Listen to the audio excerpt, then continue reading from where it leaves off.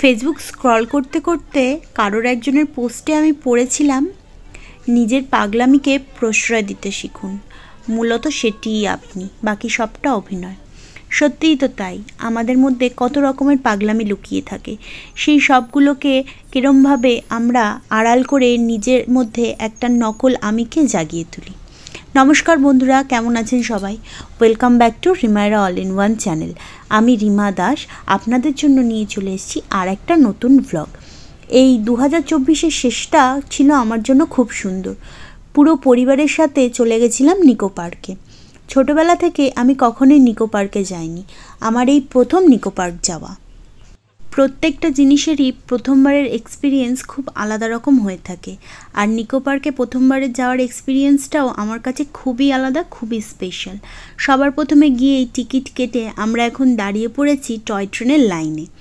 দিনটা ছিল শনিবার, আর শনিবার হওয়ার জন্য খুব একটা বেশি ভিড়ও পাইনি, আবার একদম ফাঁকাও পাইনি। আর সেই দিনের ওয়েদারটাও খুব ভালোই ছিল। তা এই যে এখন আমরা ট্রেনের মধ্যে বসে পড়েছি, আর ট্রেনটা ছেড়ে দিয়েছে। যেহেতু ফার্স্ট টাইম নিকো পার্ক গেছি, তাই ওখানকার রাইড সম্পর্কে আমার কোনো আইডিয়াই ছিল না। রাইডগুলো দেখে যেরকম কিছুটা বেশ আনন্দের মনে হচ্ছিল, আর কয়েকটা রাইড দেখে আমার কিন্তু বেশ ভয়ও লেগেছে। মানুষ কি করে এগুলো চড়ে আমি ভাবতেও পারি না, তবে ইচ্ছা আছে একবার ট্রাই করব। টয় ট্রেন থেকে নেমে আমরা এখন চলে এসেছি ফ্যামিলি ক্রোসালের দিকে। এই রাইডটা দেখতে যেরকম মজার, আর সেরকমই আনন্দও হয়েছে এটা চড়তে। বাচ্চা থেকে বড় যেহেতু সকলেই এটা চড়তে পারবে, তাই এটাই ছিল একটা লম্বা লাইন। আমরা ছিলাম লম্বা লাইনের শেষে, আর ওই দেখতে পাচ্ছ লাইনের শুরু। মোটামুটি আধ ঘন্টা অপেক্ষার পর আমরা এটা ট্রাই করতে পেরেছিলাম, কিন্তু এতক্ষণ লম্বা লাইনে দাঁড়ানোটা একেবারে ওয়ার্থ ইট হয়েছে। প্রত্যেকে ভীষণ মজা করেছি। আমার মুখের হাসি দেখে তোমরা বুঝতেই পারছো যে কতটা এনজয় করছিলাম। আমি এগুলো চড়তে অল্প অল্প ভয় পাই সত্যি, কিন্তু চড়ার ইচ্ছাও আছে প্রবল। আমার এগুলো ট্রাই করার যেরকম ইচ্ছা আছে, আর আমি সেই রকম লেভেলেরই একজন ভীতু মানুষ। কিন্তু কি আর করব, ভয়কে তো জয় করতেই হবে। তাই আমি ভয়কে বাদ দিয়ে এখন এইগুলোতে চড়তে উঠে গেছি। তবে এটা ভয়ের কিছুই নেই, এটা ছোট ছোট বাচ্চারাও একা একাই চড়ছিল, আর আমি তো সেখানে অনেক বড়। যাই হোক, প্রথমবার উঠেছি, বেশ আনন্দ হয়েছে।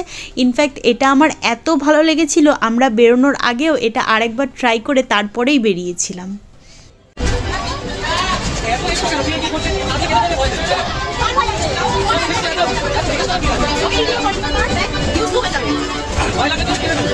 ক্রুসেল কমপ্লিট হয়ে গেছে, এখন লাইনে দাঁড়িয়ে পড়েছে নাকি মিরর মেজ আর হটেক্সের জন্য একসাথে লাইনে দাঁড়িয়ে পড়েছে। এই আর একটা জায়গা, বাবারে বাবা, ভিতরে ঢুকে আমার মাথা তো পুরোই ঘুরে গেছিল। এত চোখের উপর এফেক্ট পড়ছিল যে আমি পুরো চোখ বন্ধ করে ওই জায়গাটা থেকে হেঁটে বেরিয়েছি। আর ওই জায়গা থেকে বেরোনোর পর পড়ে যাই আরেক মুশকিলে। ওয়ান টাইপ অফ এটা ভুলভুলাইয়া টাইপেরই, যেরকম মিরর মেজ যেটা নাম বলা হলো। মানে কোন দিকে রাস্তা কিছুতেই খুঁজে পাচ্ছি না। মানে এটা থেকে বেরোনোর সময় এত মজা হয়েছে, আমি যতবার যেখানে হাত দিচ্ছি সেখানেই পাচ্ছি হলো গিয়ে আয়না, কোনো জায়গায় আর কি রাস্তাটা খুঁজে পাচ্ছি না। অবশেষে রাহুল আমাকে ধরে ধরে ঠিকই বার করে নেয় ওখান থেকে। কিন্তু এই জায়গাটায় ঢুকে আমার বেশ মজা লেগেছে। আর সত্যি কথা বলতে, একা যদি কখনো এরকম জায়গায় হারিয়ে যায় তাহলে কিন্তু বেশ ভয় লাগবে। যাই হোক, ওখান থেকে বেরিয়ে আমাদের পেয়ে যায় একটু জল তেষ্টা, তাই আমরা এখন নিতে চলে এসেছি কোল্ড ড্রিঙ্কস। সবাই মিলে এখন কোল্ড ড্রিঙ্কস খাবো, একটু ফ্যানের হাওয়ায় বসবো, বসে একটু রেস্ট করে নিয়ে চলে যাব আর একটা জায়গায়, যেখানে গিয়ে অন্য যে রাইডগুলো আছে সেই সমস্ত রাইডগুলো আমরা এখন নেব। তোমাদের যে ভয়ঙ্কর রাইডগুলোর কথা বলছিলাম, সেই রকম একটা রাইড এখন আমার সামনে আছে। এটা সম্ভবত কি নাম আমার এই মুহূর্তে তো মনে পড়ছে না। যারা যারা তোমরা এর আগে নিকো পার্কে গিয়ে এই রাইডটা ট্রাই করেছো তারা আমাকে কমেন্ট করে জানিও। আমার ভাইজি নীলাঞ্জনা এটা ওর স্যারের সাথে যখন নিকো পার্কে গেছিলো সেটা ট্রাই করেছিল। আমি তো শুনে অবাক, ওর মতো একটা বাচ্চা মেয়ে কী করে এটা ট্রাই করলো। আমাকেও জীবনে একদিন ট্রাই করতেই হবে। যাই হোক, এখন আমরা ওখান থেকে চলে এসেছি ক্যাটারপিলার রাইডের সামনে। আর এই রাইডটা এত ছোট আর এত ভিড় হয়েছিল। যাই হোক, ক্যাটারপিলার রাইড থেকে নেমে এখন আমরা দাঁড়িয়ে পড়েছি আরেকটা রাইডের উদ্দেশ্যে। এই রাইডটার জন্য মা লাইন রেখেছিল। আমার শাশুড়ি মা আমাদের সাথেই গেছিলো নিকো পার্ক, তা মা লাইন রেখেছিল, আর আমরা এখন এসে মানে ক্যাটারপিলার থেকে এসে এখন ডাইরেক্ট লাইনে দাঁড়িয়ে গেছি। এখন আমাদের যেই নাম্বারটা আসবে অমনি আমরাও এখন এই রাইডটা নিয়ে নেব। এই রাইডটা বেশ মজার ছিল, এই রাইডটা আরেকবার চড়তে পারলে বেশ ভালো লাগতো।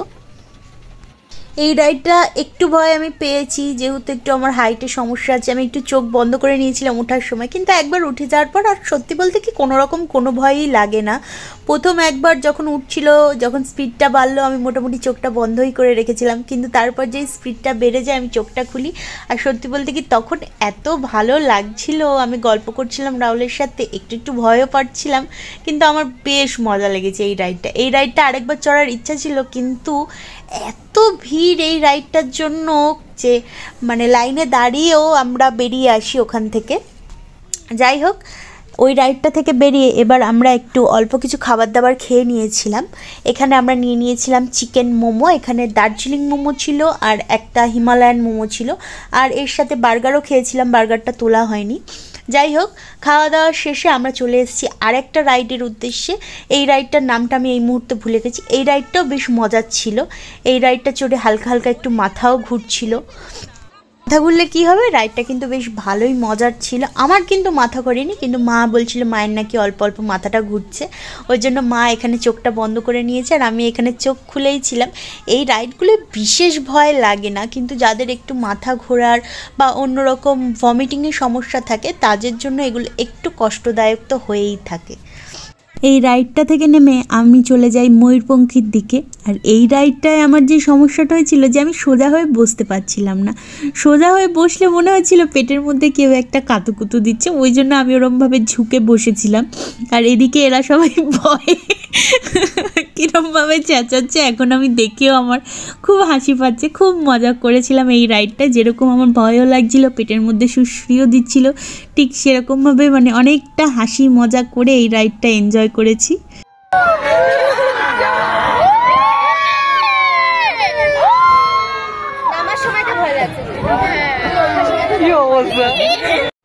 ময়ূরপঙ্খী থেকে নেমে এখন আমরা চলে এসেছি কাপ রাইডের কাছে। এইটাতেও বেশ অনেকটা ভিড় ছিল, কিন্তু যেহেতু এখানে একসাথে বহু লোক এই রাইডটা নিতে পারে, তাই ভিড় থাকলেও বেশিক্ষণ ভিড়টা স্টে করে না। আর এই রাইডটাও বেশ ভালোই ছিল, খুব একটা ভয়ের ছিলই না, মানে ভয়ের তো বলতে গেলে বিশেষ কিছু ছিলই না, আমি শুধু শুধু ভয় পাচ্ছিলাম মনে মনে। কিন্তু এই যে মাথা ঘোরার যে ব্যাপারটা, রাহুল এখানে চোখ বন্ধ করে নিয়েছে, আর এইদিকে নীলাঞ্জনা যেহেতু আগে এসেছিলো, ও তাই বলছিল এই মাঝখানে যে চাকাটা আছে সেটা নাকি ধরে থাকলে ওটা নাকি জোরে ঘুরতে পারে না। তা রাহুল বলছিল যে একবার জোরে ঘুরিয়ে দিই, দেখি কেমন লাগে। আর জোরে ঘুরিয়ে দেওয়ার পর এই যে স্পিডটা তোমরা দেখতেই পাচ্ছ, সত্যি বলতে কি কনস্ট্যান্ট যদি এরকম একটা স্পিড থাকে তাহলে কিন্তু সত্যিই মাথাটা জোরে ঘুরে যাবে। যাই হোক, আমরা অল্প একটু এই স্পিডটা দেওয়ার পর আবার আস্তে করে দিয়ে আমরা এই রাইডটা নিই। এই রাইড থেকে নেমে এখন আমরা চলে যাচ্ছি বোট রাইডের উদ্দেশ্যে। বিকেলের ঠান্ডা ওয়েদারে এরকম সূর্যের আলোতে সানসেটের সময় যদি বোট রাইড থাকে তাহলে আর কি লাগে। বেশ সুন্দর একটা ওয়েদার ছিল, আর তার সাথে সাথে সূর্যটাও এত সুন্দর লাগছিল। এইরকম একটা ওয়েদারে বোট রাইড আর কি লাগে। আর শীতকালের সন্ধ্যায় বোট রাইড কিন্তু খুবই ভালো লাগে। ছোটোবেলায় কিন্তু আমাদের দুই বোনকে আমার বাবা কিন্তু বোট রাইড করাতেও নিয়ে যেত। আর ঈদের সময় আমাদের পাড়াতেও বোট আসতো। আমাদের পাড়ায় একটা বড় পুকুর ছিল, সেই পুকুরেই বোট রাইড চড়াতো। আর আমি মোটামুটি মায়ের কাছ দিয়ে রোজ 2-3 বার করে টাকা নিয়ে ওই বোট রাইডে যেতাম। আমার বোট রাইড ভীষণ ভালো লাগে, কিন্তু এই নিকো পার্কের এখানে এসে আমি প্রথমে বলেছিলাম যে না বোট রাইড করবো না, কিন্তু আমার শাশুড়ি মা বললো যে না সবাই মিলে আছে যেখানে সবাইকেই চড়তে হবে, জোর করে আমাদের সবাইকে নিয়ে যায় বোট রাইড করাতে। পুরো সন্ধেটা আমরা বোট রাইড করে কাটিয়েছি। আর এই ফাউন্টেনের পাশ দিয়ে বোট রাইড করতে এত ভালো লাগছিল, হাওয়া দিচ্ছিল আর হালকা হালকা জলের ছিটা, খুবই সুন্দর একটা পরিবেশের মধ্যে বোট রাইডটা করছিলাম। যাই হোক, অনেকক্ষণ বোট রাইড করার পর এবার সময় চলে এসছে বোট ছেড়ে দেওয়ার। আর আমাদের মোটামুটি সব রাইডই কমপ্লিট। এবার আমরাও বেরিয়ে যাব বাড়ির উদ্দেশ্যে। ওখান থেকে বেরোনোর সময় দেখলাম এরকম টাইপের একটা ব্যান্ড পার্টির একটা শো হচ্ছে, যেখানে সবাই সেজে গুজে ঘুরে বেড়াচ্ছে, এরকম মিউজিক বাজাচ্ছে। তা সেটা দেখতেও খুব ভালো লাগলো। তা এটা দেখতে দেখতে আজকের ভিডিওটা এখানেই শেষ করলাম। দেখা হবে নেক্সট ভ্লগে। আমার ভ্লগ যদি ভালো লাগে তাহলে লাইক কমেন্ট শেয়ার করতে ভুলবেন না। আর দেখতে থাকবেন রিমায়রা অল ইন ওয়ান চ্যানেলটি। সবাই ভালো থাকবেন, সুস্থ থাকবেন, নতুন বছর যেন খুব ভালো কাটে সবার। আজকের মতো এখানেই শেষ করলাম। দেখা হবে অন্য কোনো ভিডিওতে। টাটা।